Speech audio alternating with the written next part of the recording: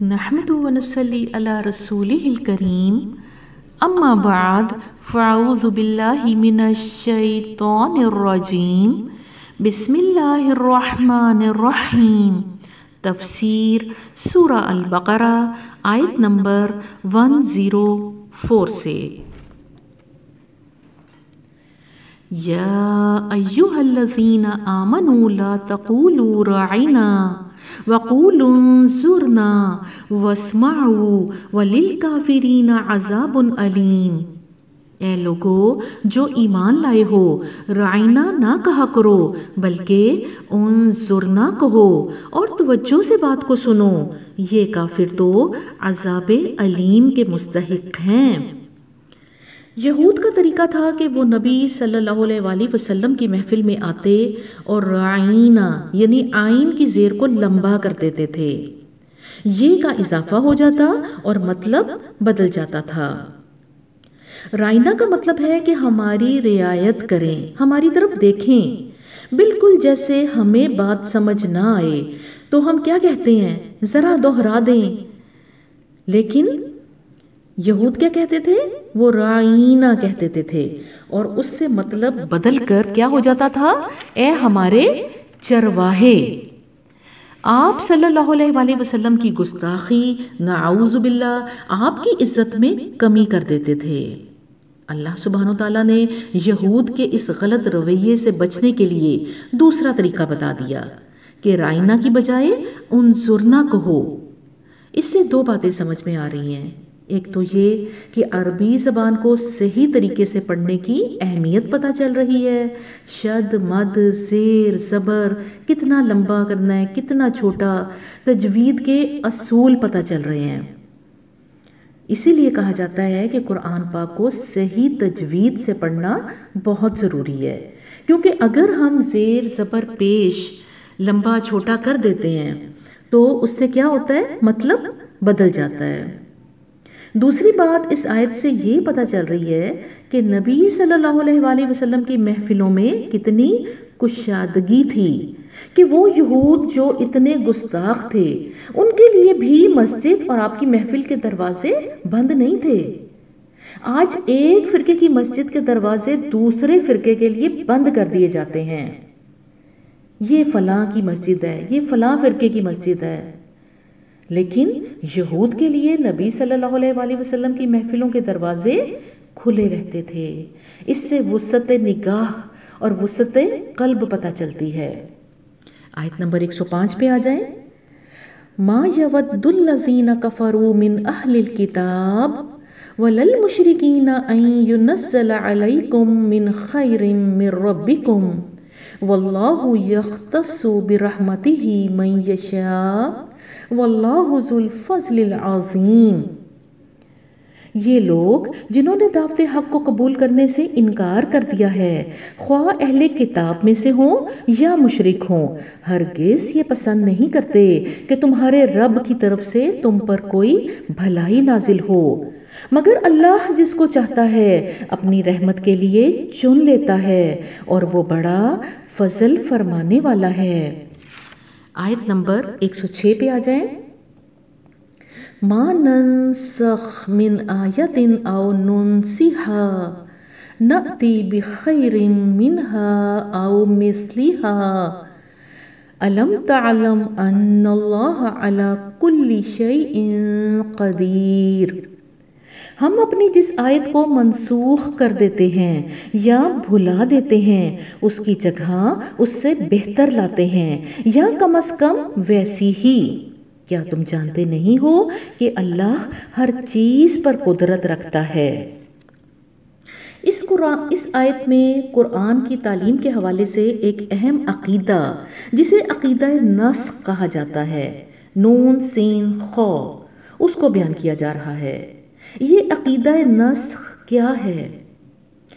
ہم سب جانتے ہیں کہ قرآن یک مشت نازل نہیں ہوا، آہستہ آہستہ 23 سال کے دورانیے میں نازل ہوا تھا۔ اس میں بہت سی حکمتیں ہیں، لیکن ایک مقصد یہ تھا کہ جیسے آہستہ آہستہ بارش زمین میں جذب ہو جاتی ہے، اگر موسلا دھار بارش ہو تو کیا ہوتا ہے، کیچڑ اور پھسلن ہو جاتی ہے۔ اسی طرح قرآن کی ہر آیت آہستہ آہستہ نازل کی گئی، کیوں؟ تاکہ جذب ہو جائے، آہستہ آہستہ تربیت اور تزکیہ ہو جائے۔ اس کے احکامات بتدریج نازل ہوئے تھے۔ پہلے ایک حکم نازل ہوتا تھا، لوگ اس کے عادی ہو جاتے تھے، پھر اگلا حکم آتا اور پچھلا منسوخ ہو جاتا تھا، اور کبھی دوسرے کے بعد تیسرا حکم آ جاتا اور پہلے دونوں منسوخ ہو جاتے تھے، تاکہ وہ لوگ جو ایک کام کرنے کے عادی نہیں ہیں ان کی تربیت آہستہ آہستہ ہو جائے۔ اور اس کے لیے کچھ آیات نبی صلی اللہ علیہ وآلہ وسلم کے حافظے سے مٹا دی جاتی تھیں، جیسے اللہ کہہ رہا ہے ننسیہا، اور کچھ قرآن میں چھوڑ دی جاتی تھیں، لیکن منسوخ کینسل کر دی جاتی تھیں۔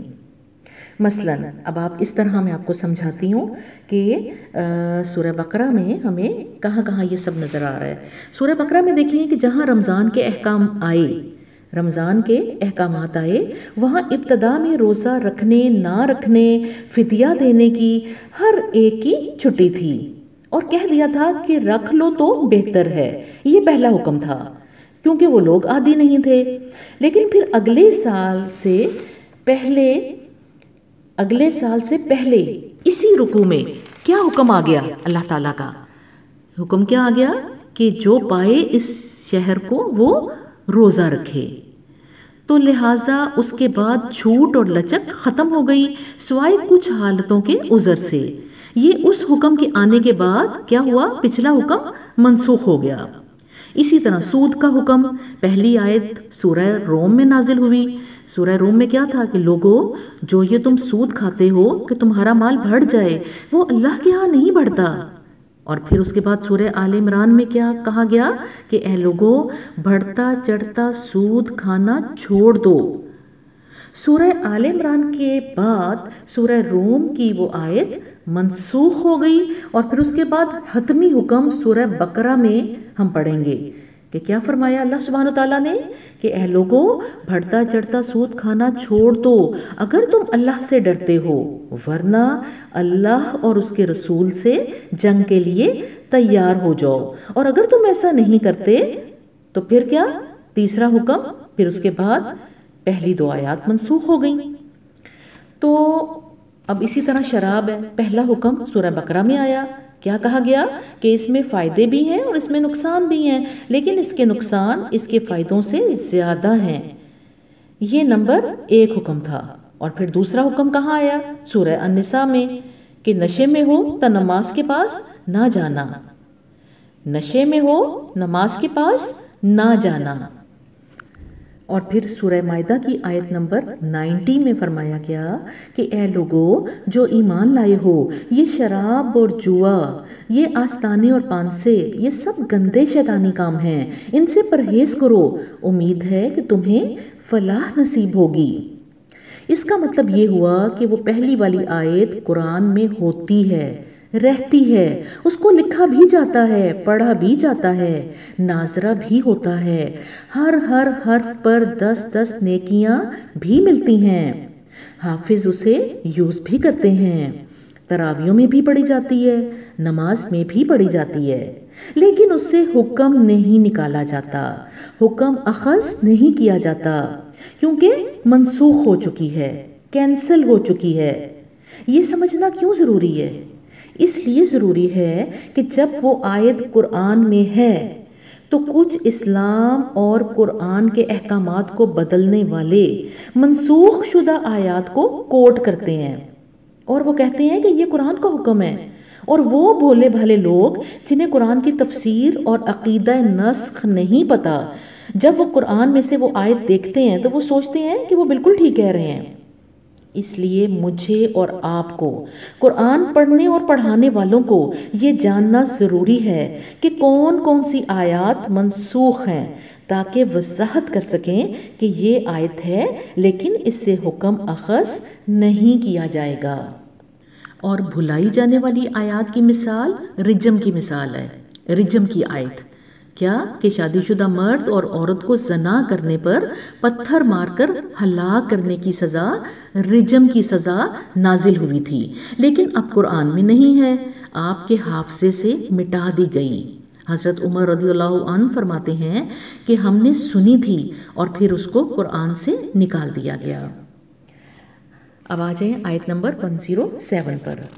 أَلَمْ تَعْلَمْ أَنَّ اللَّهَ لَهُ مُلْكُ السَّمَاوَاتِ وَالْأَرْضِ وَمَا لَكُم مِّن دُونِ اللَّهِ مِن وَلِيٍّ وَلَا نَصِيرٍ۔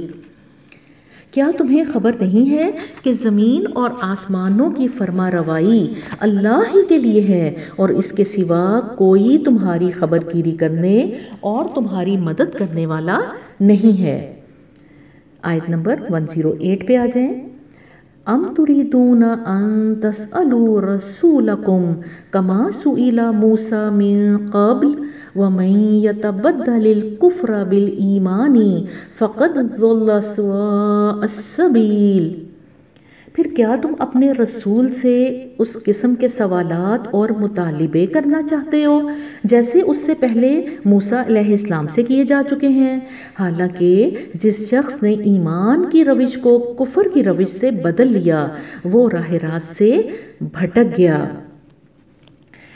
یہود جو تھے وہ طرح طرح کے سوالات مسلمانوں کے سامنے پیش کرتے تھے اور انہیں اکساتے تھے کہ اپنے نبی سے یہ پوچھو، یہ پوچھو اور یہ پوچھو۔ اس پر اللہ سبحانہ وتعالیٰ مسلمانوں کو متنبہ فرما رہا ہے کہ اس معاملے میں یہودیوں کی روش اختیار کرنے سے بچو۔ اس چیز پر نبی صلی اللہ علیہ وآلہ وسلم خود بھی مسلمانوں کو بار بار متنبہ فرمایا کرتے تھے کہ تیل و کال سے اور بال کی کھال نکالنے سے پچھلی امتیں تباہ ہو چکی ہیں، تم اس سے پرہیز کرو۔ جن سوالات کو اللہ اور اس کے رسول نے نہیں چھیڑا ان کی کھوج میں نہ لگو، بس جو حکم تمہیں دیا جاتا ہے اس کی پیروی کرو اور جن امور سے منع کیا جاتا ہے ان سے رک جاؤ اور دور ازکار باتیں چھوڑ کر کام کی باتوں پر توجہ صرف کرو۔ اللہ سبحانہ وتعالیٰ سے دعا ہے کہ وہ ہمیں قرآن کے ان احکامات کو صحیح طور پر پڑھنے اور سمجھنے اور پھر اس پر عمل کرنے کی توفیق عطا فرمائے۔ آمین ثم آمین۔ ربنا لا تزغ قلوبنا بعد اذ ہدیتنا وہب لنا من لدنک رحمہ انک انت الوہاب۔ آمین ثم آمین۔